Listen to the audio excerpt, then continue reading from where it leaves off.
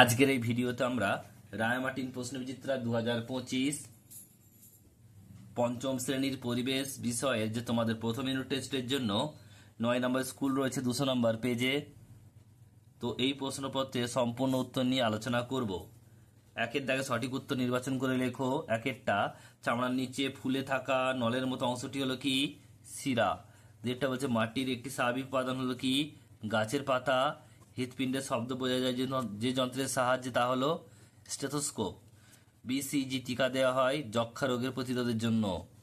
এরপর রয়েছে দেখো 2 দাগের শূন্যস্থান পূরণ করো। একেরটা, কলেরা একটি জলবাহিত রোগ। জিমন্যাস্টিক করলে অস্থিসন্ধি নমনীয় হয়। নদীর বাঁকে বদ্ধ জলাশয়কে মাওড় বলে। কলকাতার আবর্জনা নোংরা জল পূর্ব দিকে পাঠানোর পরিকল্পনা করেন উইলিয়াম ক্লার্ক। এরপর রয়েছে দেখো পরেরটা, 3 দাগে সঠিক উত্তর ঠিক ভুল লিখতে হবে।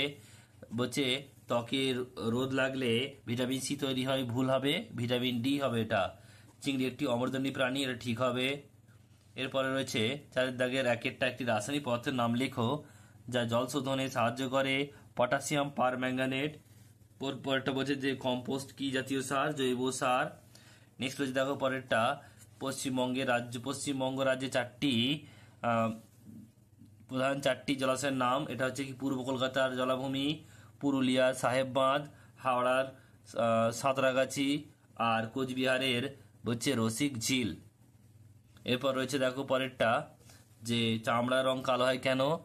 মেলানিনের জন্য। বাকিগুলো তোমরা পিডিএফে দেখে নাও উত্তরগুলো।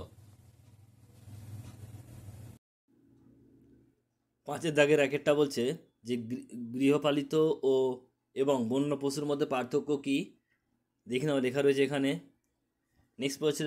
নেক্সট প্রশ্ন 5 দাগে 2 বলছে ওআরএস তৈরিতে কি কি উপাদান প্রয়োজন? নুন, জল ও চিনি। নেক্সট হচ্ছে 5 দাগের 3 কি বলছে দেখো, মাটির উপকারী উপাদানগুলি কি কি, এরা কিভাবে উপকার করে? লিখে নেবে এইটুকু।